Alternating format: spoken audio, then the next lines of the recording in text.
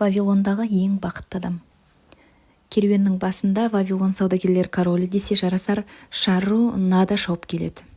Ол сәнді киінгенді ұнатады. Сондықтан да үстінде қымбат әрі ыңғайлы киім. Ол сұлу жылқыларды жақсы көреді. Қазір ойнақтаған арабы сәйгүлікте қаққан қазықтай тік отыр. Сырт көз оның егде тартқан кісі екеніне сенбес еді. Сондай-ақ оның мазасыз ой кешіп келе жатқанында ешкім байқамас. Дамаскіден шөлейт арқылы өтер жол ұзақ әрі қиын болды. Бірақ оны бұл жай мазалаған жоқ.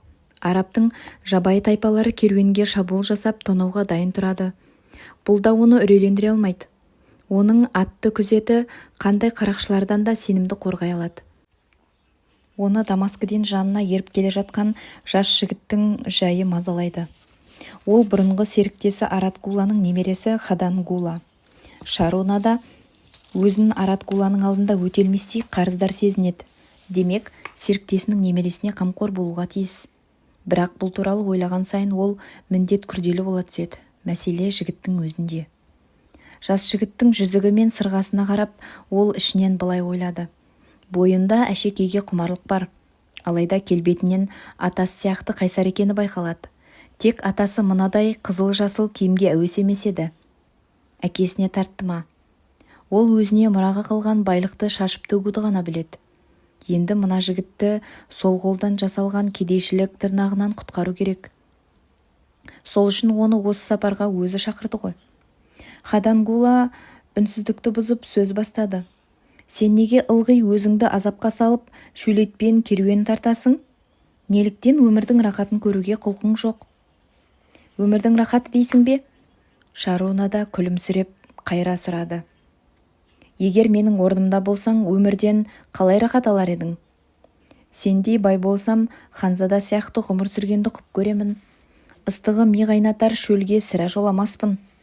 Шекел біткен әмияныма қалай тез келсе, солай тез жұмсар едім. Ең қымбат киімдер киіп, ең сирек әшекейлер тағатынды ұнатамын. Өмірдің қызығы осында емес пе? Екеуі қатар күлді. Сенің атаң әшекей тағынған жан емес, деп Шарру-нада турасын айтты да, аяғын әзілге бұрды. Ал сен жұмысқа уақытты қайдан іздемексің? Жұмысты құл істейді ғой, деді Хадан-Гула. Шарру-нада ернін жымқырып үндемеді. Ол үндемеген күйі төбенің басына шыққанша жүре берді. Төбе басында ол айғырының тізгінін тартып, созылып жатқан ойпатты нұсқады. Ана ойпатқа қара. Арырақ шамалы жүрген соң Вавилонның бекінісі көрінеді. Ең биік ғимарат ол Ваала шіркеуі. Көзің өткір болса, сен тіпті оның шатырындағы мәңгі алауды да көре аласың. Вавилон? Әлемдегі ең бай қала, сол қаланы көруді армандап едім, деді Хадан-Гула. Менің атама байлық берген Вавилон ғой. Ол тірі болғанда біз сорға белшемізден батпас едік. Өлгендер рухына жоғарыдан берілген уақыттан артық тірілер арасында кезіп жүруге болмайды. Әкең екеуіңде істі тиісінше жүргізуге мүмкіндік бар еді. Өкінішке қарай, онда да менде де ондай қабілет болмай шықты. Екеуміз де алтын шекелдерді шақырып тартатындай құпияны білмейміз. Шарру-нада жауап берместен атын тебініп, ойға шомған қалпы ойпатқа қарай ойысты. Оның соңынан түйдектеген қызғылт шаңды көтеріп керуенлесті. Арада біраз уақыт өткенде керуен суармалы алқап арқылы өтетін патша жолына түсіп, оңтүстікке маңдай туралады. Шарру-наданың назарын жер жыртқан екі қарт аударды. Олардың жүзі таныс болып көрінді. Таңғаларлық жайт. 40 жыл өткен соң сол адамдарды көріп тұр. Түйсігі солар екенін сездірді. Олардың бірі соқаның тұтқасын әрең ұстап жүргендей, екіншісі өгіздерді таяқпен ұрып күйбеңдейді. 40 жыл бұрын осы адамдарды көріп еді. Сол кезде олардың орнын басуға құлшынғаны есінде. Қалайша бәрі өзгеріп кеткен. Ол Дамаскінің қымбат тауарлары артылған өз керуеніне мақтанышпен көз салды. Таңдаулы түйелер мен есектер тізілген бұл керуен байлығының аз ғана бөлшегі ғой. Ол шаруаларды көрсетіп былай деді. Дәл 40 жыл бұрынғыдай, дәл сол жерді әлі жыртып жүр екен-ау. Неге оларды 40 жыл бұрынғылар деп ойлайсың? Мен оларды осы жерден көргенмін. Сол кездегі көріністер елестеп өтті. Бұл неге өткенді ұмытып осы шақпен ғұмыр кеше алмайды? Көз алдына тағы да Арат Гуланың жымиған түрі келді. Іле-шала ойы өзіне ілесіп келе жатқан жігітке ойысты. Мына бір жеңіл байлыққа ұмтылған, саусақтары әшекейлерге толы, өркөкірек, ысырапшыл жас жігітке қалай көмектессе болады? Еңбек етуге дайын адамға кез келген жұмыс тауып берер еді. Ал мынадай ақ саусаққа қалай көмектесу керек? Арат Гула үшін бірдеңе жасауға міндетті. Ол екеуі кез келген істі соңына жеткізуге дағдыланған еді-ау. Кенет санасында тұйықтан шығар жол бұлдырады. Әлі анық емес, бір анығы отбасы мен өз жағдайына кері әсер етуі мүмкін. Жалпы күрделі қадам жасауға тиіс. Шарруна да әрдайым шешімді тез қабылдайтын. Бұл жолы да ырғалып жырғалмады. Атаң екеуміздің табысты істі қалай бастағанымыз туралы білгің келе ме? Әңгімені бірден алтын шекелдерді қалай табудан бастасақ қайтеді, деді жігіт. Жігіттің ескертуін құлағынан асырып жіберген Шарруна да сөзін жалғады. Ана шаруалардан бастайын. Ол кезде жасым сенің қатарлы еді. Ішінде менде бар шұбырған топ осы араға жеткенде менімен қоса шынжырланған Мегидо шаруа жер жыртушылар кекетіп былай деді. Ана жалқауларға қараңдар, жерді тереңірек жырту керек, мыналар тырналап қана жүр. Ал ана біреу тіпті өгіздерді дұрыс айдай алмайды. Бүгін жер жырта алмаса, ертең қандай өнім жинасын? Сен, Мегидо, өзіңмен қоса шынжырланған дедің бе? Деп Хадан Гула таңдана сұрады. Иә, мойнымызда шынжырға байланған қола қарғыбау болатын. Оның қатарында қой ұрлаумен айналысатын Забадо келе жатты. Онымен Харунда танысқанмын. Құлдар тізбегінің соңында өзі атын айтпаған соң қарақша таңған біреу жүріп отырды. Кеудесіндегі айқасқан қос жыланның суретін көрген біздер оны әуелде теңізші деп ойладық. Құлдардың легі осылайша бір-біріне шынжырланған төрттіктен тұрды. Сені де құлдарша шынжырлады ма? Деп Хадан Гула сенімсіздік танытты. Саған атаң бір кезде менің құл болғанымды айтпады ма? Ол сен жөнінде жиі әңгімелейтін, бірақ бұл жөнінде айтқан емес. Оған небір құпия сырларды айта беруге болатын. Саған да сенуге болатындай, әлде мен қателесіп тұрмын ба? Шарруна да жігіттің көзіне тіке қарады. Ешкімге тіс жармайтыныма сенуге болады, бірақ мынаған сен алар емеспін. Қалай құлдар қатарына қосылғаның туралы әңгімелеп берші. Ешкім де құлдыққа түсемін деп ойламайды, деп Шарруна да ер үстінде қозғалақтады. Мені бәлеге ұшыратқан ойынхана мен арпа асырасы ғой. Бәрі бауырымның шалыс қадамынан басталды. Бір төбелесте ол танысын өлтіріп қойды. Бауырымды сот үкімінен құтқару үшін есі шыққан әкем мені марқұмның жесіріне аманатқа берді. Бірақ ол мені құтқару үшін жеткілікті күміс таба алмады да, жыны қозған жесір әйел мені құлдыққа сатып жіберді. Қандай масқара, қандай әдетсіздік еді, деп Хадан Гула қынжыла қатты. Құлдықтан қалай босандың? Асықпа, оған да кезек келеді. Одан да саған әрі қарай не болғанын әңгімелейін. Біз шаруаларға қатарласқанда олардың бәрі бізге бұрылды. Ал бірі жұлма-жұлма қалпағын шешті де басын иіп айғайлады.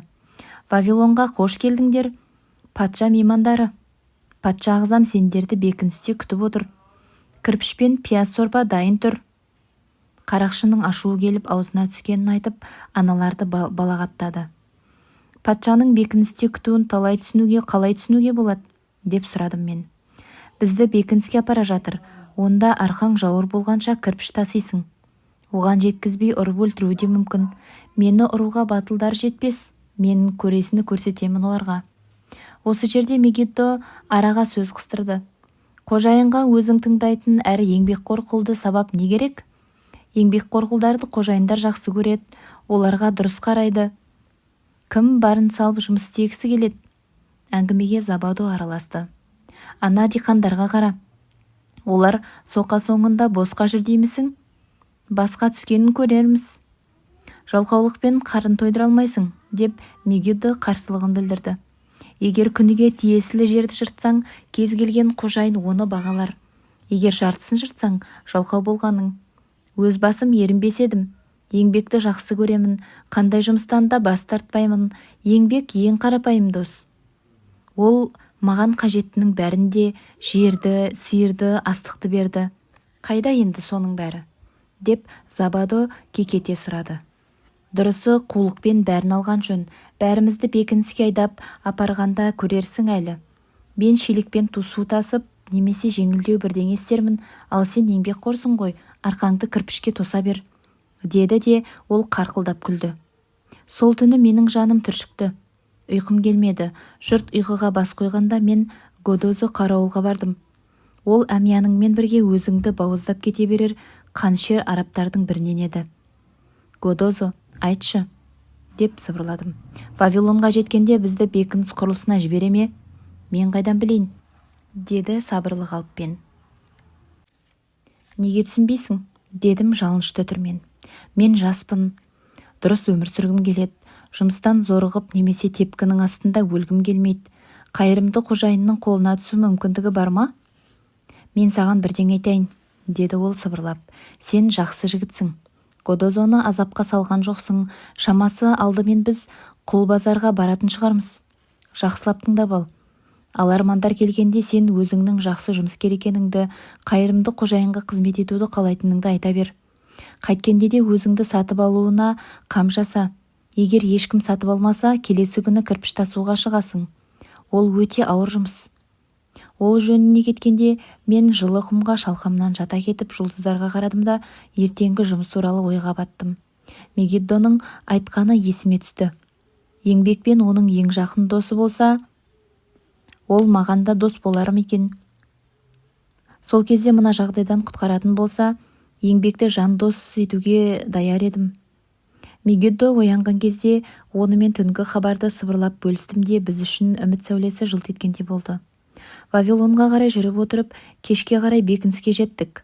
Орнықсыз тақтай көпірлер арқылы қабырға үстінде әрлі-берлі жоғары-төмен өрмелеген құмырсқадай қаптаған адамдар легіне көзіміз түсті.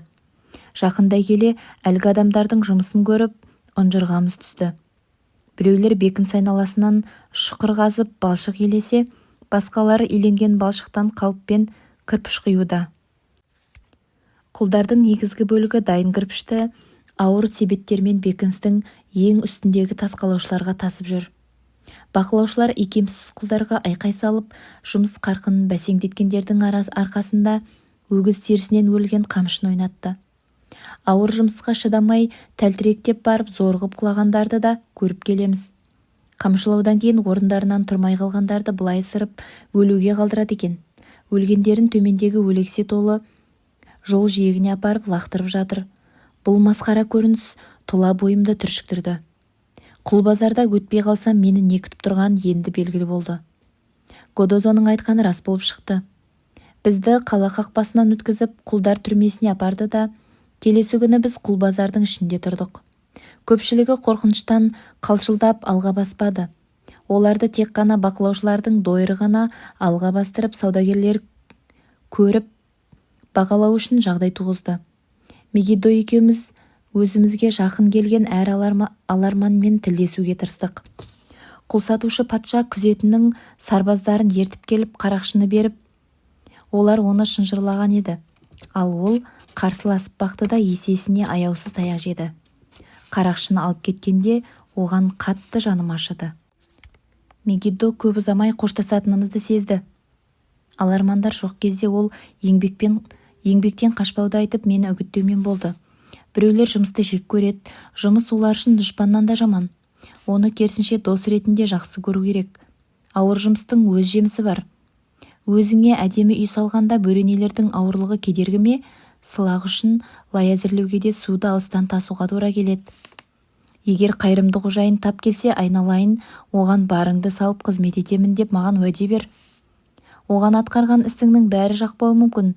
Есіңде сақта, сапалы жұмыс алдымен саған пайда келеді. Еңбек сені адам етіп қалыптастырады. Ол үнсіз қалды. Өйткені ол кезде оған келісті шаруа келді де тіміскілей тексере бастады. Мегиддо оның жері мен егіні жөнінде сұрастырды да көп ұзамай шаруаны өзінің керекті адам екеніне иландырды. Құл сатушы мен қызына саудаласқан шаруа ақыры қойнынан қалың әмиянын алды да Мегиддо тез арада өзінің жаңа қожайынымен көзден таса болды. Түске дейін бірнеше адам сатылды. Түстен кейін Годозо маған құл сатушының көңіл күйі онша емес, екінші күнге қалуы неғайбыл деп хабарлады. Күн бата қалған құлдарды түгел патшаның алып сатарларына өткізіп жібермек екен. Менің үмітім үзіле бастағанда қасымызға семіз жайдарды қалалық тұрғын келді де арамызда наубайханашы бар жоғын сұрастырды. Мен оған таяу барып былай дедім: жақсы наубайханашыға басқа наубайханашы іздеп не керек? Одан да өз кәсібін талапты, қабілетті жанға үйреткен оңай емес пе? Маған қараш, мен жаспын, күштімін, әрі еңбек етуден қашпаймын. Маған мүмкіндік бер. Сенің әмияның үшін алтын мен күміс табу жолында қолымнан келгенше аянбаймын. Менің сөзім оның көңіліне қонса керек. Ол құл сатушымен саудаласа бастады. Анау болса бұған дейін маған көз салмаса да менің қабілетімді шешен тілмен баяндап, денсаулығым мен тәртібімнің ойдағыдай екенін алға тартып, бағамды асыра түсті. Мен өзімді қасапшыға сатылатын өгіздей сезіндім. Ақырында олар менің бағыма қарай қол алысып, сауда келісімін жасады. Мен қожайынымның соңынан Вавилондағы ең бақытты адам сияқты қуана еріп кете бардым. Жаңа мекенім маған ұнады.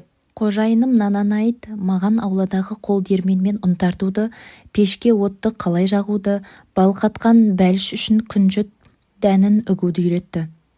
Маған жатын орынды астық сарайынан бөлді. Үй қызметіндегі Свасти есімді кәрі күң әйел мені аш қалдырмады. Ал мен оның ауыр жұмысына қолғабыс етуге әрдайым дайын тұрдым. Өзім армандаған, яғни қожайыныма ұнап, келешекте еркіндік алуыма қажетті мүмкіндіктің туғанын ұқтым. Нананайттан қамырлеп нан пісіру жайын үйретуді өтіндім. Ол менің өтінішімді құп алып, талпынысыма риза болды. Кейінірек алғашқы дәрістерді бойыма сіңірдім де, сосын бал қосқан бәліш пісіру тәсілін үйрендім. Ұзамай наубайханадағы бар жұмыс менің қолыма көшті. Қожайыным рақаттана демалатын болды. Бірақ оның мұнысын Свасти күң жаратпай басын шайқап жүрді. Жұмыссыздық жақсылыққа бармайды деумен болды ол. Мен өзіме еріктілік құқығын сатып алу үшін қаржы табудың уақыты жеткенін сездім. Бірде жұмыстың бәрін түске дейін бітірдім де, Нананайттан бұдан былай түстен кейінгі уақытта қосымша табыста бар жұмысқа рұқсат етуін сұрап, онымен пайданы бөлісетінімізді айтуды ойластырдым. Маған мынадай ой келген еді: неге бәлішті көбірек пісіріп көшеге шығарып сатпасқа? Ойлана келе Нананайтқа мынадай сұрақ қойдым: егерде мен түстен кейін наубайханадағы бар жұмысымды бітірген соң саған қосымша 2 тиын тапсам, сол қосымша пайданы бөлісіп, өзім үшін адамға қажетті нәрселерді сатып алып отырсам қалай болады? Бұл әділетті, деп қостады ол. Мен оған бал қосқан бәліш пісіріп сату жоспарымды айтқанымда, ол мұныма аса риза болды. Онда былай істейміз, деді ол. Сен 2 бәлішті 1 мыс тиынға сатасың, жартысын маған ұн, бал және отын алуға бересің де, ал қалған жартысын екеуміз тең бөлісеміз.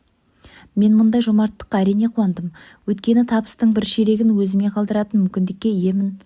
Сол түні мен бәліш сатып алатын ыдыс жасап, ұйқыға кеш жаттым. Нананайт маған көшеге киюге жарайтын өзінің ескі киімін берді де, Свасти күң оны жамап жасқап жууға көмектесті. Келесі күн мен молырақ бәліш пісірдім. Қызара піскен бәліш барынша тәбет тартып тұрды.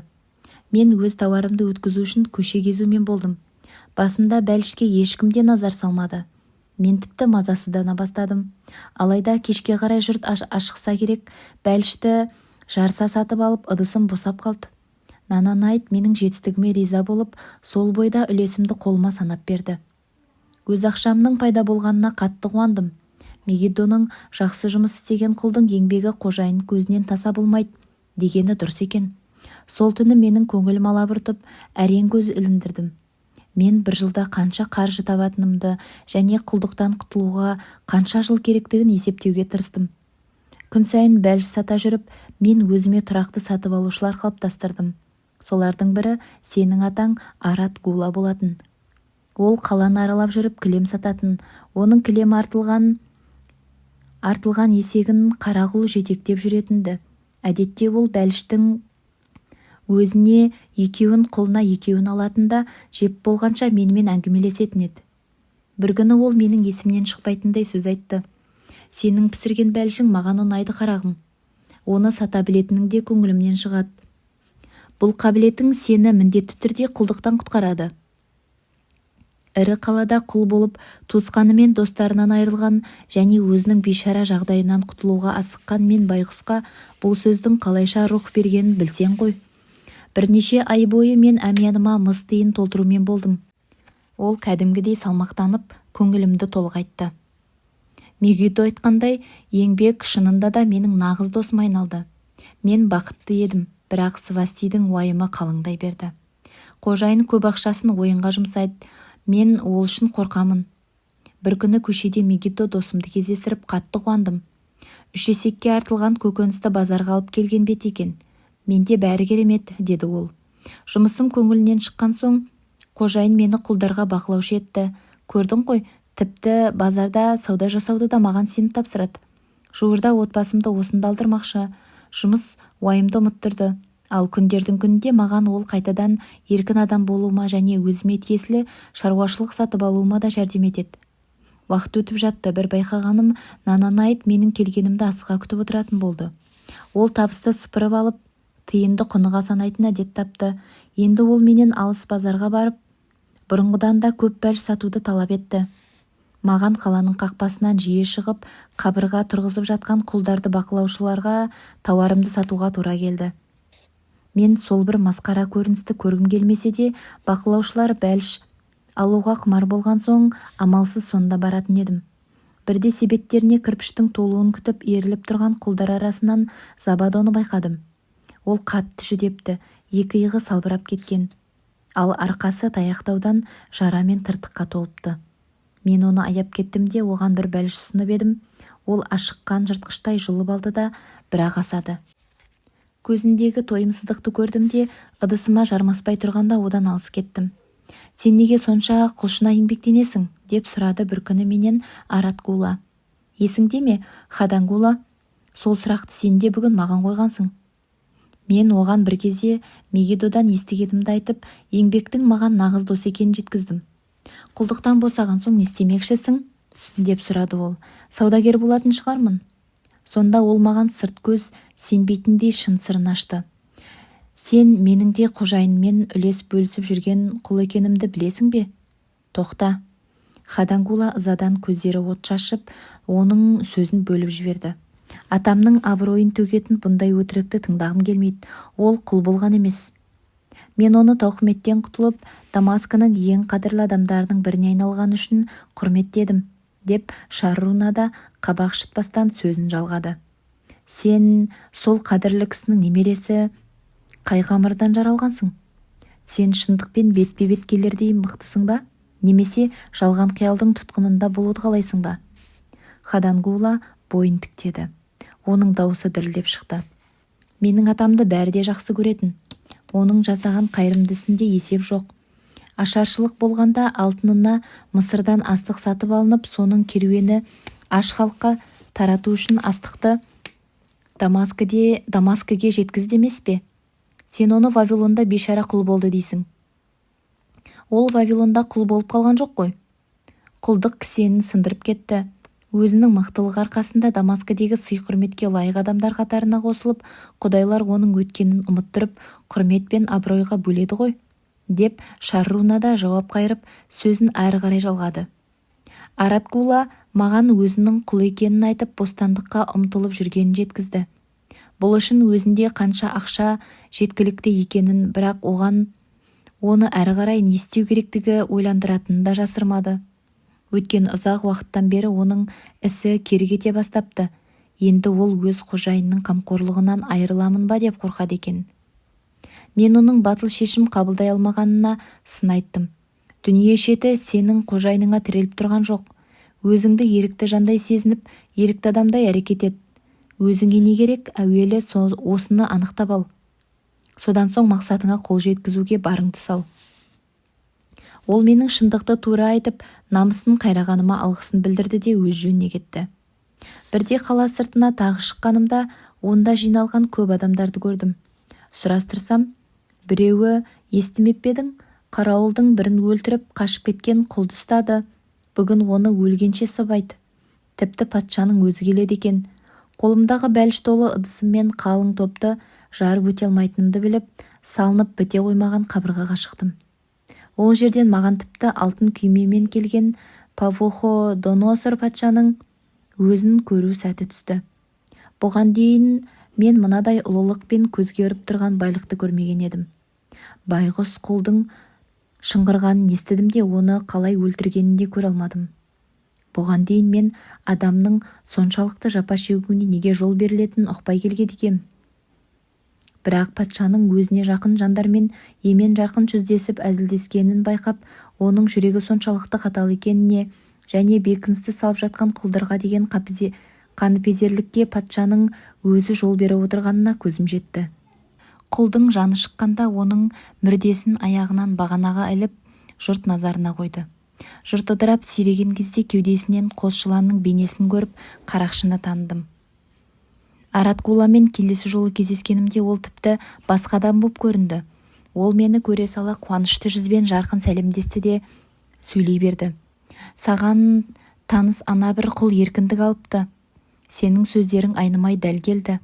Менің ісім алға басты, әйелім қуанып жүр. Ол күң емес ерікті ғой. Қожайынымның немере қарындасы еді. Әйелім бір кезде құл болғаным балаларымызға әсер етпейтін және ол жайында ешкім білмейтін басқа қалаға барып тұрғанымызды қалайды. Жұмысым менің ең жақын жәрдемшім болды. Ол бойыма күш бітіріп, өзіме деген нық сенім орнатты. Бір кезде оның тарапынан қолдау сөз естіген едім, соны бүгін шамалап та болса қайтара алғаныма қуандым. Бірде кешқұрым Свасти маған жылап келді. Қожайының масқараға ұшырады. Ол үшін қорқамын. Бірнеше ай бұрын ойынханада көп ақша ұтқызыпты, шаруаларға астық пен бал ақысын төлеуді қойыпты, өсімқорға қарыз көрінеді. Енді бәрі қожайынға тісін қайрап жүр. Оның ақмақтығы үшін біз неге мазасыздануымыз керек, дедім мен ойланбастан. Біз оған бала күтуші емеспіз ғой. Ақмақ, сен ештеңе түсінбейсің. Өсімқорға кепілдік ретінде саған тиісті меншік құқығын беріп жіберді. Заң бойынша ол сені сатып жібере алады. Не істейтінімізді мен білмеймін. Ол қайырымды қожайын ғой. Бұл масқаралық бізге қайдан тап бола кетті? Свастидің қауіптенуі тегін болмай шықты. Ертеңіне таңертең наубайханада нан пісіріп жатқанымда өсімқор Саси деген біреуді ертіп келе қалды. Мынау маған қарады да менің өзіне еріп жүруім керектігін айтты.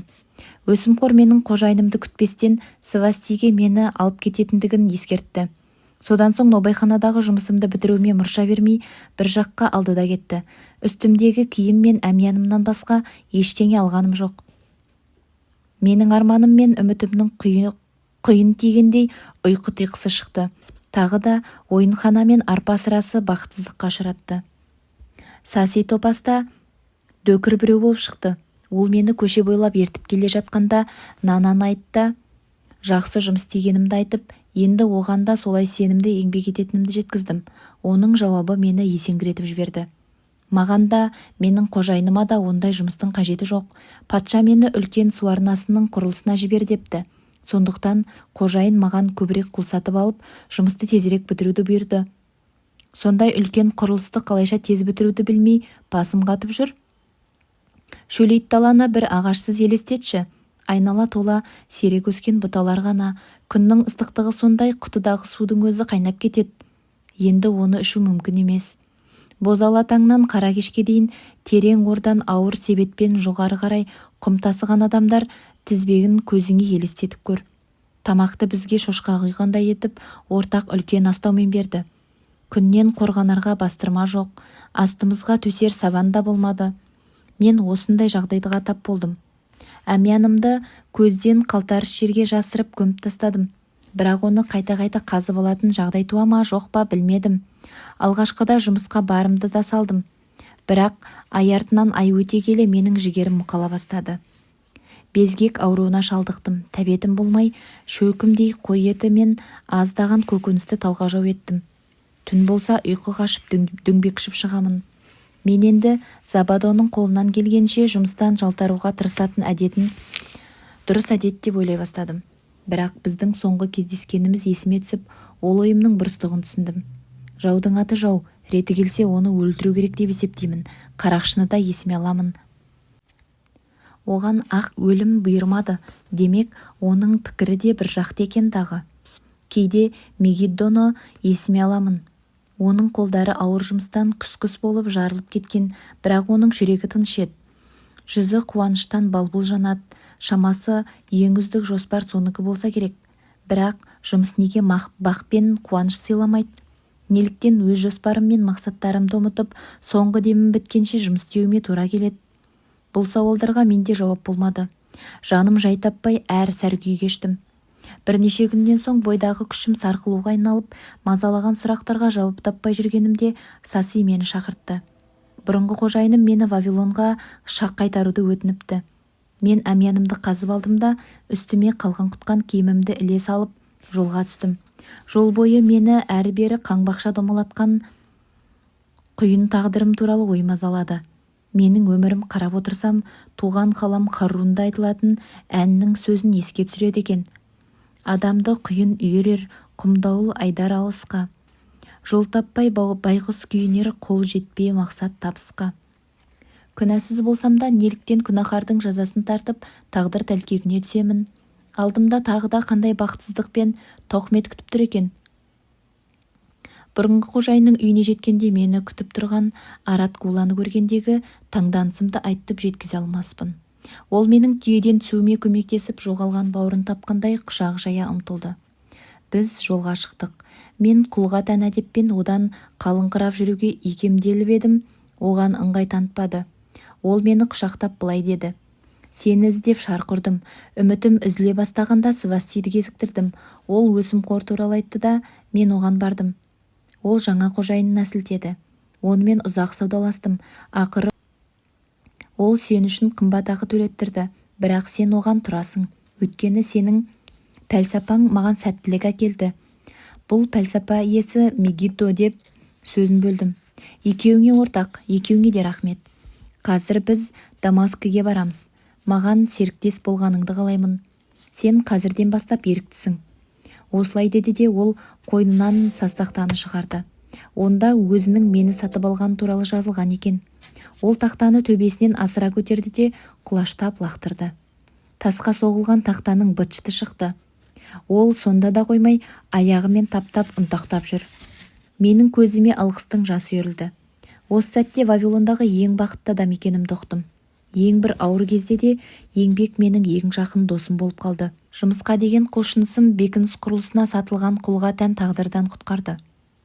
Ол сенің атаңды да менімен бірге еңбек етуге икемдеді.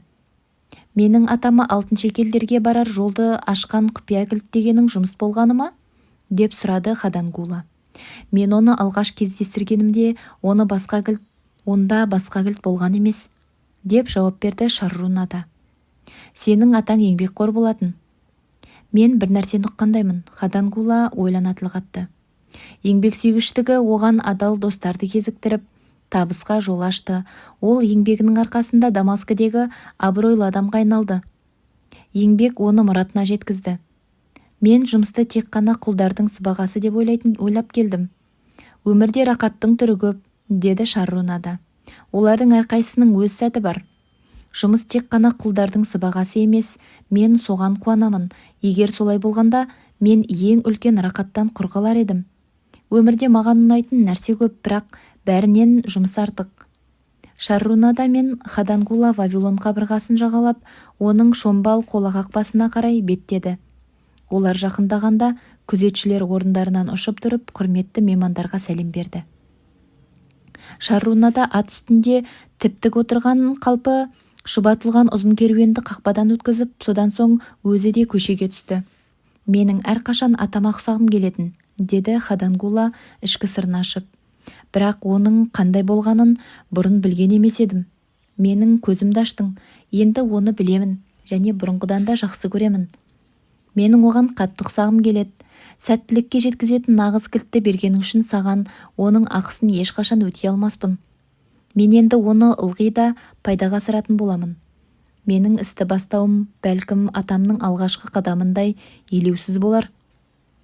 Бірақ асыл таспен сәнді киімді емес, ылғи да сенен алған жаңа ілімді мақтан етіп жүремін. Осыны айтып Хадангула құлағындағы сырғасы мен саусағындағы жүзігін шешіп алды. Содан соң атын тебініп қалды да керуен басының соңынан шаба жөнелді. Вавилон тарихи очерк. Тарих беттерінен Вавилоннан асқан әйгілі қаланы табу мүмкін емес. Бір ғана атауының өзі байлық пен ұлылыққа ұласып таң-тамаша етеді. Қаланың қазынасы есепсіз болған. Жұрт осынау бай шаһарды аса ыңғайлы жерде, тропикалық жұмақта орналасқандай көреді. Оның айналасын орман мен пайдалы қазба кеніштері қоршап жатқан болар деп ойлайды. Шындығында басқаша еді. Қала Ефрат өзенінің жағасында, шөлейт ойпатта бой көтерген. Айналада орманда пайдалы қазба кеніштері де болмады. Тіпті құрылысқа керекті таста табылмайтын. Вавилон дәстүрлі сауда жолынан да қиста еді. Жауын мөлшері егін егуге жеткіліксіз болды. Вавилон қолда бар кез келген мүмкіндіктерді пайдаланып, ұлы мақсаттарға қол жеткізу жолындағы адам қабілетінің жарқын үлгісі. Бұл ірі қаланың байлығы да, өмір сүруге қажетті барлық игіліктері де адамдарының қолымен жасалды. Вавилонда негізінен басты екі мүмкіндік болды: құнарлы топырақ пен өзен суы. Жергілікті инженерлер бөгет пен каналдар, яғни барша заманалардың ұлы инженерлік құрылыстар арқылы еңістегі өзен суын биіктегі егін алқаптарына жеткізе білді. Аталған су арналары шөлейт алқаптарды сумен қамтамасыз етіп, құнарлы топырақтың берерін еселей түсті. Бұл тарихтан белгілі осындай кең көлемдегі су жүйелерінің алғашқысы. Осы инженерлік жүйенің арқасында алқаптардан әлем бұрын-соңды көрмеген мол көлемде өнім жиналды. Вавилонның ұзақ тарихында оны билеген патшалар басқыншылық пен тонауға ұмтылған емес. Олар жүргізген көптеген соғыстар негізінен жергілікті немесе қорғаныс сипатында болды. Олар Вавилонның бас қазынасына ынтыққан шет жұрттық жауларға қарсы бағытталды. Бұл қаланы билеген көрнекті басшылардың есімдері кемеңгерлігі, іскерлігі және әділеттілігі арқасында бүгінге жетті. Вавилонда әлемді бағындыруға ұмтылған өркөкірек монархтар болған емес. Қазір Вавилон деген қала жоқ. Оны тұрғызып, мыңдаған жылдар бойы сонда өмір сүрген жанкешті адамдар қаланы тастап кеткен соң, көп ұзамай ол шөлейттегі үйінді төбелерге айналды. Азиядағы бұл қала Суэц су арнасынан шығысқа қарай 950 шақырымдай жерде, Парсы шығанағының солтүстігінде, америкалық Аризона штатына қарайтын Юма қаласымен бірендікте. Құрғақ әрі ыстық ауа райы бұл қалалардың екеуіне де тән. Бір кездері ауыл шаруашылығы қатты дамып, халық жиі қоныстанған Ефрат алабы бүгінде қайтадан жел қыдырған шөл далаға айналды. Сирек өсімдіктер мен шөл бұталары құм көшкінімен жағаласып күн көшеді. Жайқалған алқаптар да, үлкен қалалар да, бай көпестердің ұзын керуендері де жоқ болып кеткен. Біздің дәуіріміздің бастауынан осы күндерге дейін бұл жерді аз санды көшпелі араб малшылары мекен етеді. Бүкіл алапта көзге түсері төбешіктер ғана. Ғасырлар бойы саяхатшылар бұл үйінділерден ерекше ештеңені байқамай келді. Тек сирек жаңбыр сулары әсерінен құмнан аршылған керамика және кірпіш сынықтары археологтардың назарын аударды. Еуропалық және америкалық мұражайлар қаржыландыратын экспедициялар мұнда қазба жұмыстарын жүргізіп, көп ұзамай бұл төбелердің астында ежелгі қалалар жасырынып жатқанын анықтады. Төбешіктер қалалардың қабіріне айналған болып шықты. Вавилон солардың бірі. 20 ғасырдай уақыт бойы суырынды құм оны жасырып келіпті. Оның саз кірпіштен қаланған қабырғалары құлап, езіліп, қайтадан топыраққа айналыпты. Бір кездегі ең бай Вавилон қаласы бүгінде құм топырақ үйінділер ғана. Бірнеше ғасырлардан кейін ол мүлде ұмытылған, бірақ қазба жұмыстарының нәтижесінде оның көшелері құм топырақ шөгінділерінен тазартылып, бір кездегі ұлы храмдар мен сарайлардың өзі болмаса да нобайы қайта оралды. Көптеген оқымыстылар бұл алаптағы Вавилон мен басқа қалалардың өркениетін адамзат тарихындағы ең ежелгі құндылықтарға жатқызады. Ол жөніндегі ең алғашқы мәліметтер бұдан 8000 жыл бұрын пайда болған. Ғалымдардың қала жасына байланысты деректі анықтаған тәсілі қызығушылық тудырады. Қала үйіндісінен күннің тұтылуын баяндаған жазбалар табылды. Бүгінгі астрономдар Вавилонда күннің қашан тұтылғанын есептеп шығарды. Осының нәтижесінде Вавилондық және біздің күнтізбелер арасындағы байланысты анықтау мүмкін болды. Осылайша біз 8000 жыл бұрынғы Вавилон тұрғындары шумерлердің қабырғалармен қоршаған қалаларда өмір сүргеніне көз жеткіздік. Демек, бұл қалалардың қанша ғасыр бұрын салынған болжау ғана мүмкін. Ол тұрғындар сол кездің өзінде ақ бекініске тығылған жабайылар емес еді. Тарихтың дәлеліне жүгінсек, олар адамзаттың алғашқы инженерлері, жұлдызшылары, математиктері, қаржыгерлері, басқаша айтқанда жазу сызуы бар алғашқы адамдар болған екен. Шөліркеген алқапты жұмаққа айналдырған суару жүйесі туралы еске салып өттік. Бұл су арналарын әлдеқашан құм басса да, солардың іздері әлі сайрап жатыр. Кейбір арналардың кеңдігі соншалық, олардың табанымен оншақты ат қатарласып өте алатындай әсер қалдырады. Ауқымы бойынша олар Колорадо мен Юта штаттарының ең ірі су арналарымен тайталасалар еді. Алқапты суландырумен бірге вавилондық инженерлер маңызы жағынан одан кем түспейтін жобаны жүзеге асырған. Тапқырлықпен жасалған құрғату жүйесінің арқасында олар Ефрат пен Тигр өзендерінің батпақты сағаларын құрғатып, үлкен аумақты ауыл шаруашылығына жарамды ете білді. Ежелгі грек саяхатшысы әрі тарихшысы Геродот гүлденіп тұрған Вавилонды көріп, қала туралы жазбасын қалдырған екен. Өз еңбегінде ол бізге бұл қаланың бейнесін сипаттап, тұрғындарының ерекше әдеттері мен салттары туралы жазып қалдырған. Ол жердің құнарлылығын, бидай мен арпа дақылдарының мол өнімін атап өтіпті. Вавилонның даңқы өшті, бірақ оның даналығы бізге жетті. Бұл үшін біз оның жазуды игерген тұрғындарына қарыздармыз. Алыста қалған ол заманда қағаз әлі болмаған еді. Вавилон тұрғындары өз ойларын састақталарға ойып жазуды әдет етіпті. Жазу жазылған састақталар күйдірілген соң, олар өшпестей болып таңбаланып қалыпты. Бұндай састақталардың көлемі 15-20 сантиметрді құраған, ал қалыңдығы 2 сантиметр болған. Бұл састақталар сол кездің өзінде қазіргі біздің хат жазғанымыздай кеңінен қолданылған. Оларға аңыз, өлең, тарихи мәліметтер, патша жарлығының мәтіні, меншікке деген құқық, қарыздық міндеттеме, тіпті шалғай қалаларға жөнелтілетін хаттар да жазылған. Бұл састақталар жазба авторларының жеке өмірінен де мәліметтер жеткізіп отыр. Мәселен, састақталардың бірінде саудагердің жазбасы сақталған. Онда бір күні бір алармандың сиырын әкеліп, оны 7 қап бидай айырбастағаны, 3 қап бидайдың оған бірден берілгені, ал қалған 4 қап астықтың оған талап бойынша босатылатыны таңбаланыпты. Археологтар қала үйінділерінен жақсы сақталған жүздеген, тіпті мыңдаған састақталардан құралған кітапханалар тапты. Вавилон ғажайыптары қатарына оны қоршаған өте үлкен қабырғалар қосылады. Замандастарымыз оны әлемнің 7 кереметіне жататын Мысырдың ұлы пирамидаларымен салыстырады. Қаланың бастапқы қалыптасу кезеңінде Семирамида патшайым осынау қабырғаларды тұрғызуға әмір еткен көрінеді. Жазба барысында бастапқы қабырғалардың ізі табылмады, олардың биіктігі де белгісіз. Бірақ тарихи деректерге сүйеніп қабырғалардың болғанын болжау мүмкін еді. Қабырғалардың сырты күйдірілген кірпішпен қапталған және оны сыртынан су толтырылған ор айналдыра қоршап жатқан. Кейінгі уақыттағы қабырғаларды тұрғызу шамамен біздің дәуірімізге дейін, яғни 600 жыл бұрын Набо-Паласар патша тұсында басталған сыңайлы.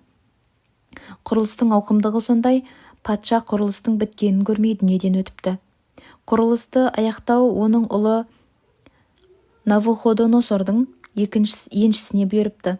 Есімін Библия хикаяларына енгізіліпті. Қабырғалардың биіктігі мен ұзындығы қайран қалдырады. Сенімді тарихи дереккөздер оның биіктігі 50 метрге жете қабыл болып, бүгінгі 15 қабат үймен тең келетінін мәлімдейді. Бекіністің жалпы ұзындығы шамамен 14-18 шақырымды құраған. Қабырғалардың үстіңгі бөлігінің енділігі сондай, оның үстімен 6 ат жегілген арба еркін жүріп өте алған.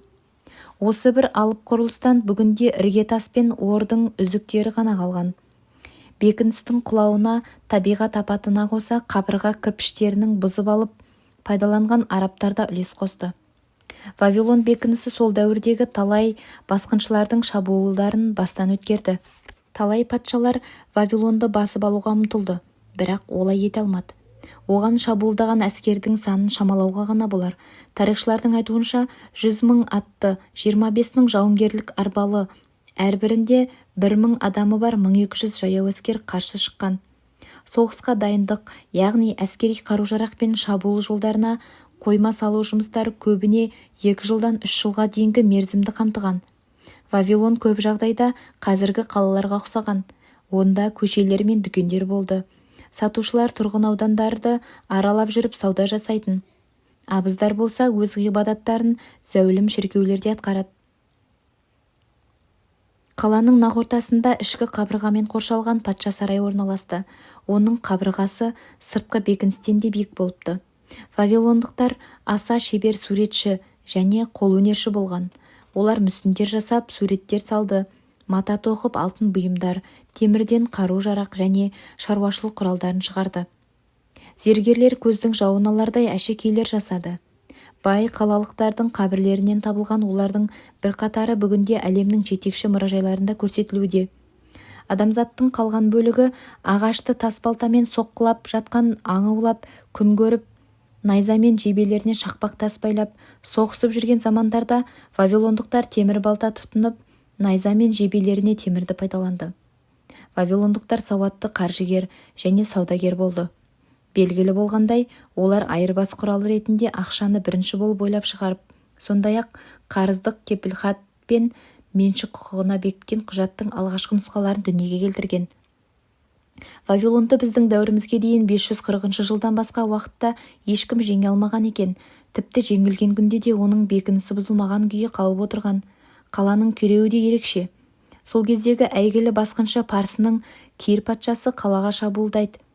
Вавилон патшасы Набонидке кеңесшілері қоршауда қалмай, қаладан шығып, Кирге тойтарыс беруді ұсынады.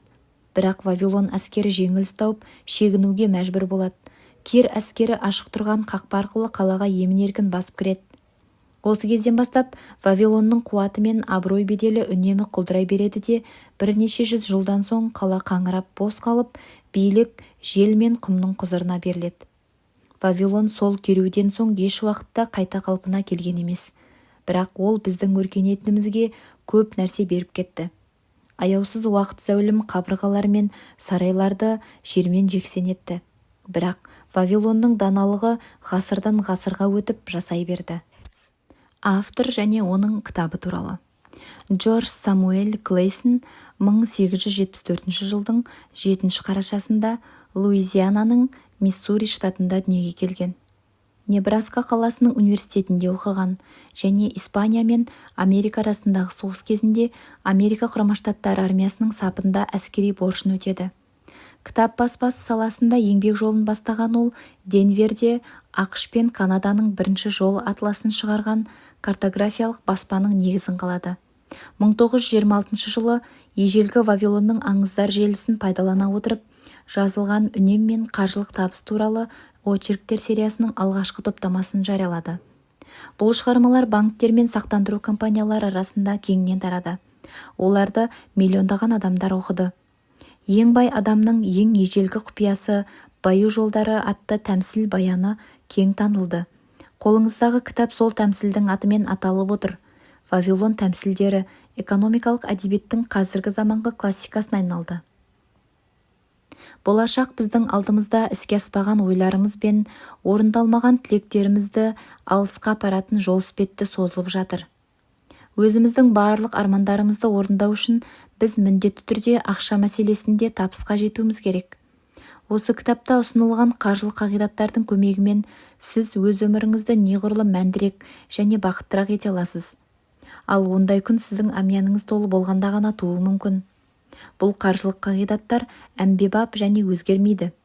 Олар тұрақты қаржылық прогресс пен өркендеудің кілтіне айналып, көпшілікке дәлелдегені сияқты сізге де өзінің ұтымдылығын танытады.